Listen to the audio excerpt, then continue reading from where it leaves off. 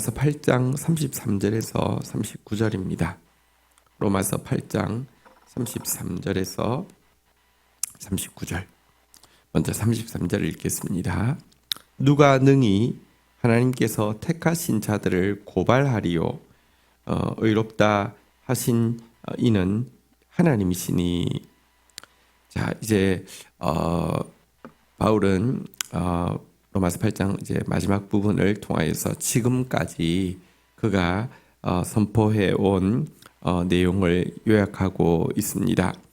로마서 33장은 누가 능히라고 하면서 누가라는 질문으로 시작하는데요. 33절, 34절, 35절 다 동일한 질문이 3번 반복되고 있습니다. 첫 번째는 누가 하나님께서 택하신 자를 고발할 수 있겠느냐, 고소할 수 있겠느냐 라고 외치고 있습니다. 여러분 재판을 하려고 하면 먼저는 이제 누가 고발을 해야지 이제 재판이 시작이 되죠. 고발이 접수가 돼야지 시작이 될 터인데요. 여러분 죄 많으신 우리를 택하신 분이 하나님이시고 죄 많으신 우리를 의롭다고 칭하신 분이 하나님이시니 여러분 일단 고발 자체가 접수가 되지 않는다 이렇게 이야기하고 있습니다. 사단은요 이름이 마귀라는 이름이 있죠. 마귀는 디아블로스 이제 참소하는 자, 고발하는 자 이런 뜻입니다. 끊임없이 마귀는 우리를 고발합니다. 양심을 통하여서 고발하고요, 율법을 통하여서 고발합니다. 그러나 이것은 아무 힘이 없습니다. 사실 여러분 하나님께서 우리의 양심과 율법을 통하여서 주시는 마음은 회개하는 마음이지, 여러분 고발하면요 그 고발은 우리를 자학하게 하고 한편으로는 자학하게 하면서 교만하게 합니다. 그리고 실질적으로는 자기를 변화시키는 힘은 하나도 없습니다. 그래서 어제 우리 지체가 경건일기 발표했는데 여러분 이게요 사단이 하는 말을 듣는 것은 전혀 유익하지 않고요. 그것은 도리어 비슷하긴 한데 하나님 주시는 마음과 비슷하긴 한데 결과를 보면 전혀 다른 것을 알 수 있습니다. 한편으로는 자학하면서 한편으로는 교만하게 만들 뿐입니다.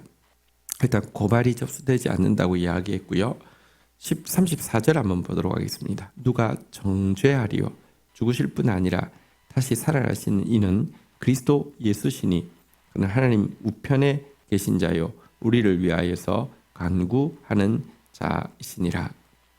두 번째는 누가라고 질문하면서 정죄에 대해서 말씀하고 있습니다. 여러분 정죄란 무엇이냐고 하면 재판이 이제 성립이 되어서 재판을 하고 나서 재판장이 판결하는 내용을 이제 정죄라고 하죠. 기소는 검찰이 하고 이제 판결은 그래서 이 사람 몇 년형 이것은 이제 그 판사가 하는 것이지 않습니까? 이 정죄란 판사가 재판장이 정죄하는 것이죠. 몇 년형, 유죄, 무죄, 몇 년형. 그런데 우리를 정죄할 사람이 없다라고 이야기하고 있습니다. 여러분 예수님께 하나님은 재판관에 이 자리를 주셨죠. 왜냐고 하면 인자가 되셨기 때문에, 그분은 하나님이실 뿐만 아니라 사람이시기 때문에 우리의 모든 것을 아시고 겪으셨지만 죄가 없기 때문에 그분이 재판하는 것이 가장 합당하기에 재판장의 자리를 주셨죠. 재판장이신 그분은 그런데 사실은 우리 죄를 대신해서 죽으시고 또 하나님을 향하여서 부활하셔서 우리에게 부활의 생명을 주신 분이시죠. 그러니 여러분 우리에게 예를 들면 우리를 향한 기소가 고발이 접수되었다 할지라도 우리를 유죄 판결 나게 하는 정죄할 수 있는 것은 아무것도 없다라고 성경은 가르치고 있습니다. 마지막으로 35절 보겠습니다. 누가 우리를 그리스도의 사랑에서 끊으리요. 환난이나 공고나 박해나 기근이나 적신이나 위험이나 하리랴. 이 마지막으로는요. 이제 누가라고 이야기하면서 우리를 그리스도의 사랑에서 끊을 것은 무엇이냐라고 외치고 있습니다. 유일하게 이제 사단이 우리를 삼킬 수 있는 가능성은 그리스도께서 변심을 하는 것이죠. 우리를 사랑했다가 갑자기 염증을 느끼고 냉담해지고 얼굴도 보기 싫고 저리 꺼져 이러면 우리는 사단이 원하고 원하는 대로 멸망하게 되겠지요. 그렇지만 바울은 누가 그리스도의 사랑에서 우리를 끊을 수 있느냐라고 지금 외치고 있습니다. 어떤 종류의 환난도 예를 들어 내면적인 공고함이나 외면적인 핍박도 굶주림이나 가난, 헐벗음이나 수치, 자연으로부터 당하는 위험과 사람으로부터 당하는 고통, 그 어떤 것도 우리를 그분의 사랑에서 분리시켜 멸망케 할 수 없다라고 말씀하고 있습니다. 무엇도 우리를 그리스도의 눈에 밉게 만들 수 없고 무엇도 우리에게 미치는 그리스도의 은혜를 끊을 수 없고 무엇도 우리를 향한 하나님의 사랑이 닿지 못하게 만들 수 없다라고 성경은 이야기하고 있습니다. 자, 이렇게 이야기하고 나서 36절, 37절 이렇게 선포하고 있습니다. 기록된 바 우리가 종일 주를 위하여 죽임을 당하게 되며 도살당할 양같이 여김을 받았나이다 함과 같으니라. 37절 같이 읽겠습니다. 그러나 이 모든 일에 우리를 사랑하시는 이로 말미암아 우리가 넉넉히 이기느니라. 여러분 지금 이제 그는요 주를 위해서 우리가 죽임을 당하게 되기도 하고 도살당할 양처럼 취급받는 그런 고통이 있음에 대해서 이야기하고 있습니다. 이것은 구약의 선지자들도 경험한 바입니다. 여러분 사실 죄악된 세상에서 또 죄악된 옛사람을 가지고 있는 우리가 이 땅에서 하나님의 뜻대로 살려고 할 때 우리 스스로가 편하지 않습니다. 내 안에 내적 갈등 때문에 정말 종일 죽을 것 같을 때가 많습니다. 또 뿐만 아니라 내가 내 자아를 이기고 주를 위해서 살려고 하면 세상 역시 우리를 가만내 버려 두지 않습니다. 그래서 정말 죽을 것 같은 고통이 있습니다. 그렇지만 여러분 결국 사람은 사랑이 있으면 살아낼 수 있습니다. 이 모든 일이 우리에게 닥친다 할지라도 사단의 고발도 정죄도 그리고 여러 가지 외적 내적 환난과 고통도 우리를 사랑하시는 그분으로 말미암아서 우리는 한번 따라하겠습니다. 넉넉히 이기느니라. 네, 우리 기독교가 믿는 바는 사랑의 힘을 믿는 것입니다. 하나님의 사랑에서 예수 그리스도의 은혜에서 그 사랑이 우리에게 미치고 통하게 하는 성령의 교통에서 우리를 끊어놓을 것이 없음을 믿는 것입니다. 그리고 그 사랑받았기 때문에 우리는 마땅히 사랑해야 함을 믿고 그 사랑이 세상을 바꿀 수 있음을 믿는 것이 기독교의 믿음의 전부입니다.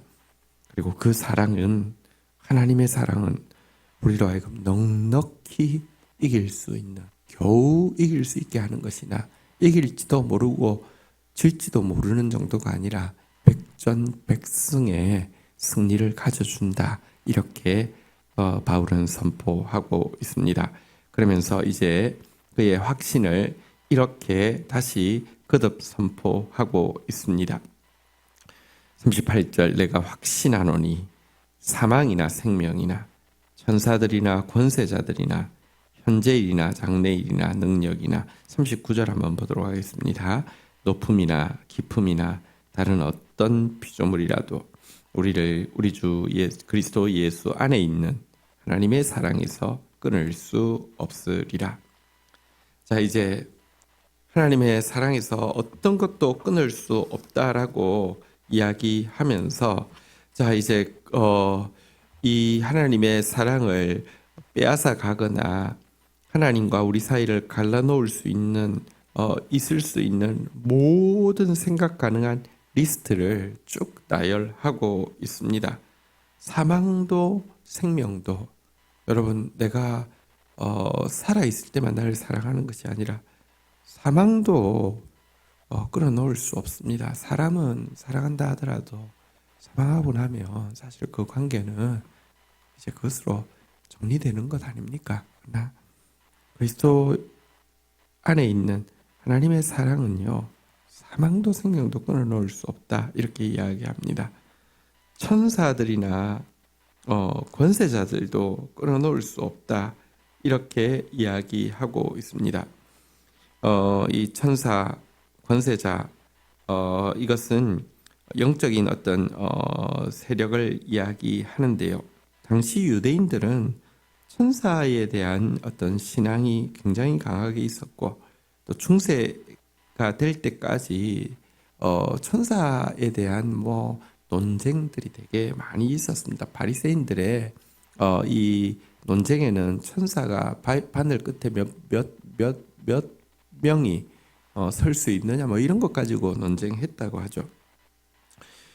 근데 그들이 천사나 영적인 세력들에 대해서 관심이 있는 이유가 이 천사를 비롯한 영적인 세력들이 하나님의 사랑을 독차지하기 위해서 인간을 질투하고, 인간과 천사들이 하나님의 사랑을 놓고 라이벌로 싸우고 있다, 이런 이제 의식이 있었습니다.